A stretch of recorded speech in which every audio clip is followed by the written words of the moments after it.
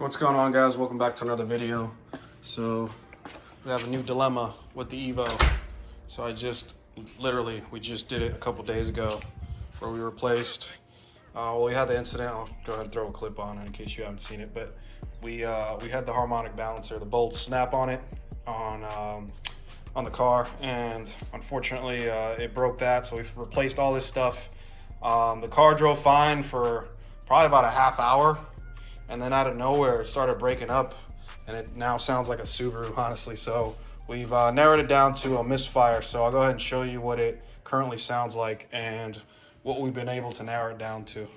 All right, guys, here we go.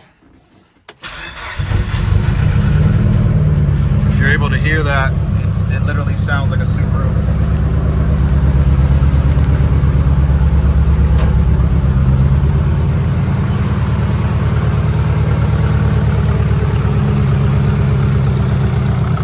Alright guys, so here's the stock setup. I was fortunate enough to have this still. I kept it just in case anything were to go wrong. I tend to keep all my stock parts, but here's the stock one. It worked yesterday just fine, so I'm gonna go ahead and run it and see if it does it again. Alright, here we go. Yep, much better. As you can tell, the car's not sounding like a Subaru. It sounds fine.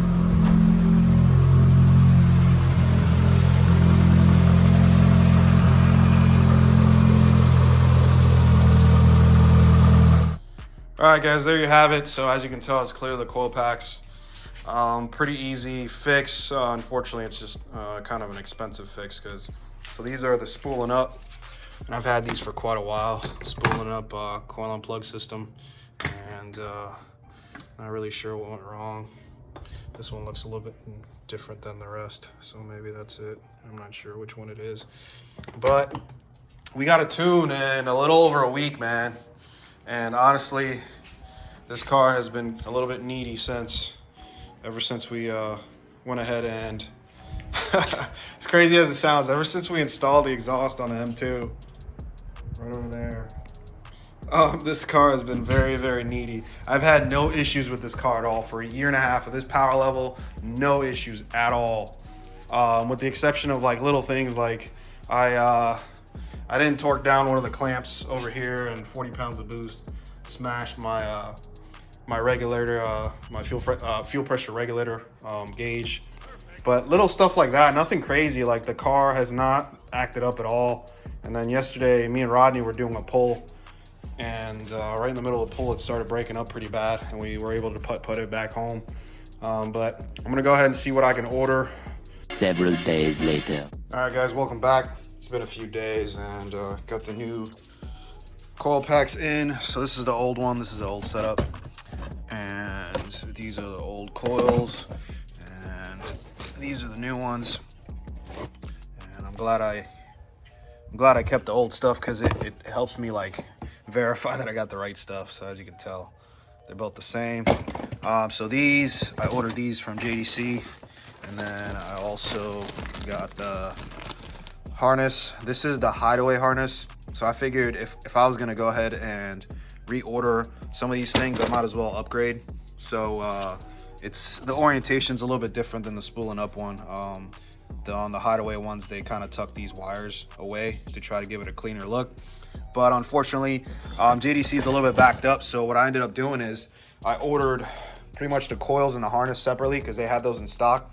And the titanium right now is a little bit backed up, just because they apparently got a lot of orders in. So in order to meet the deadline for this tune, I went ahead and ordered these bad boys, and I'm gonna pair it with this. And what I'm gonna do is I'm gonna try to see if I can utilize this old harness, so then I don't have to modify this.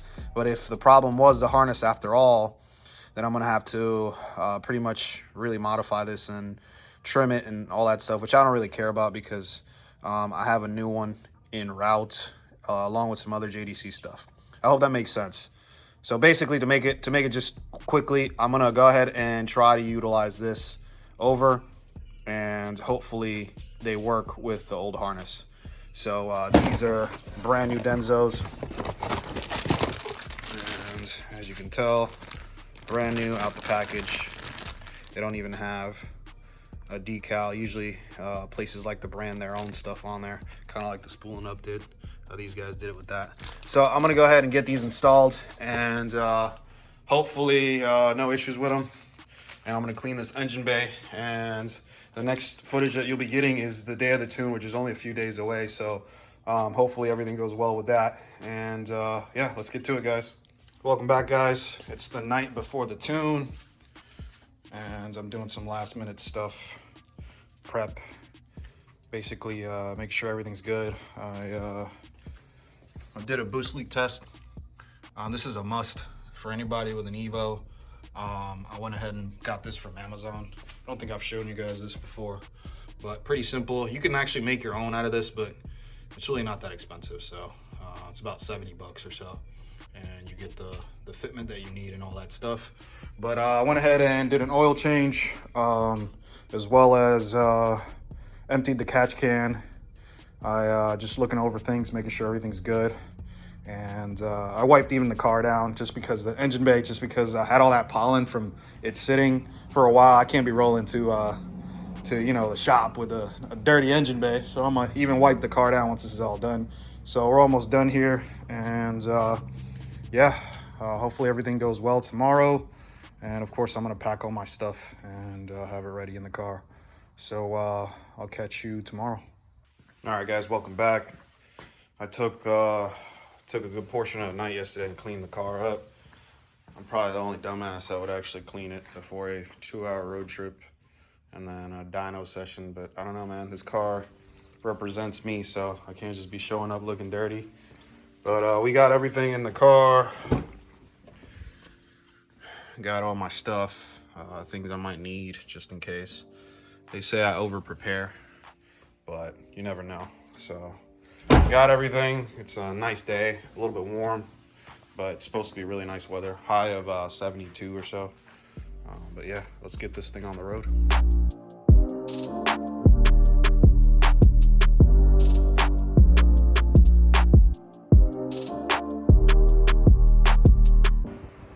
All right, guys, we're finally here at the shop, Force Fed Performance. I got a friend's car currently, a GTR on a dyno. He's on his way here. He had a rush because apparently the timing was off. But we're here. Car's looking good. Looking a little dirty with all the bugs and all that stuff. But yeah, currently got his R35 in there.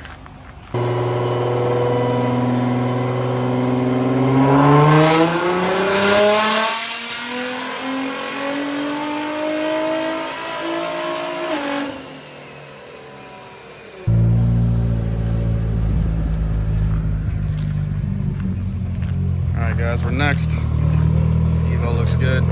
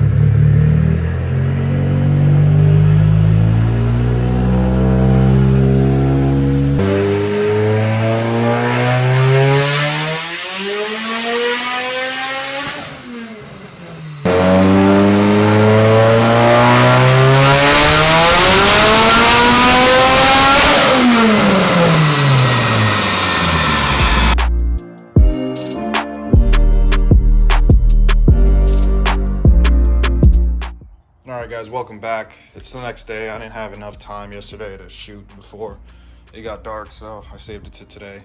The Evo did great, absolutely phenomenal. It's always a good thing when you can drive 2 hours to a shop, have your tuner beat the shit out of the car, and then drive it back just fine. But the car feels so much better.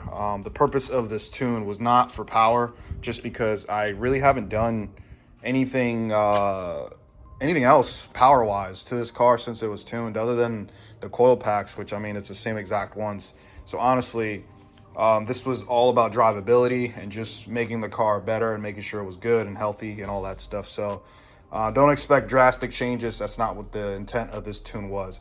But the Evo did absolutely great. It's definitely crazy to see this car, because last time I didn't get a chance to see it on the dyno, so it's crazy to see it. A little bit nerve-wracking as well, but this thing moves, man, and it squats, and you won't be able to tell on video the way that it looks in real life, obviously, but it's crazy, man. This car did so well. I'm so impressed. And Chris killed it. Chris Carby, Slowpoke Tuning, he really killed it. Every concern that I had, he addressed it, and I'm honestly very happy. So on to the results, which is what everybody wants to know about. Everybody, that's all they care about is the number. So a couple things to note before I show you the results. The last time this car was tuned, it was tuned on E74. Yesterday when it was tuned on E66. So just keep that in mind. And then everything else that we spoke about. So I'll go ahead and show you the previous one before. So this was the tune from 2020, and this is what the car made. So this is on there. So it's a little bit weird how it translates, but basically the car made 632 wheel horsepower and 537 foot-pounds of torque. So that's that. And here's the graph from yesterday. And 633 and 561. So the car definitely made more torque. So there are the numbers side by side, there and there. So in theory, the power is still the same. However, the car made more torque. Now keep in mind, once again, that it's the ethanol content is less. So even the tuner said that the car technically does make more power. In theory, it makes more power. So there's that. However, one thing to note is how it translates. So this was the last one. And notice how it goes from 642 to 664. So that's what I've been using as kind of like my baseline. And this is and notice it doesn't translate this time with the WCF. I'm not sure what's up with that, but so roughly about the same power, just more torque, and the car honestly drives a hell of a lot better. Some things that were addressed on the tune were I used to have this really bad thing. I didn't really speak too much about it because I've been trying to diagnose it myself, but it's like a small little sputter under 2,000 RPMs where the car basically goes into a mini limp mode. And Chris was able to hit that and kind of pretty much eliminate it, because I haven't felt it since. And I drove it 2 hours and I didn't feel it once. So it would do it pretty often. That was one of the concerns. I used to get this check engine light for if the ethanol content was too low or too high. I would either get too rich or too lean check engine lights. So that was fixed as well. And then the car bogs really, really bad at the track. So the only time I launch this thing is at the track, and it bogs really bad. So Chris raised the two-step to $6,000. It used to be at 5,500, so he raised it to $6,000, and he added more boost at the launch. So in theory, this thing should launch a lot better. So those are the things that I was really concerned about. The power was not really the goal. I already told you guys this car makes plenty of power. If anything, if I really wanted more power, I'd just take some weight out of the car, but that's not the goal for this car. This is supposed to be a full street car, full weight for a full everything. So when I run at the track, I run it with full seats and everything. So, but yeah, guys, I really appreciate you joining me with this. Got more for the Evo coming up. But yeah, man, you guys just I don't think you understand how much this car means to me, being my first car and all the things that I've basically gotten to do with it, and it's been everywhere, man, with me. So I appreciate you joining me on this journey. If you got any questions or anything, just drop them down in the comments. I'll take a look and address anything that I can. All right, so take it easy. I'm out, guys. Peace.